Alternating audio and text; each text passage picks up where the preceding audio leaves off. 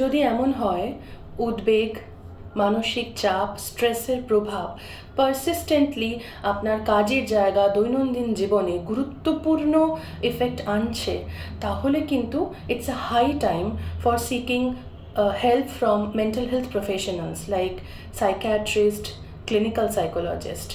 কখনো কখনো এমন সময় আসতেই পারে যেখানে self help strategy aren't enough. So সেখানে ডেফিনেটলি প্রফেশনাল হেল্প এবং ট্রেন্ড প্রফেশনালসরা আপনার সঙ্গে সেই ডায়ালগে স্থাপিত হবেন, যেখানে কিনা আপনার প্রবলেমের পার্সোনালাইজড কি কোপিং মেকানিজম আপনাকে সেই স্ট্রেসের সঙ্গে মোকাবিলা করতে হেল্প করতে পারে।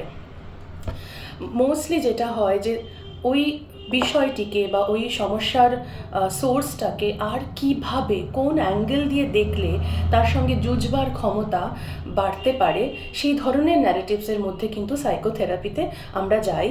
এবং ডেফিনেটলি সেখান থেকে, সেই আলোচনার মাধ্যমে আমরা অন্য পার্সপেক্টিভ, অন্য লেন্স দিয়ে দেখার একটা সুযোগ আসতে পারে।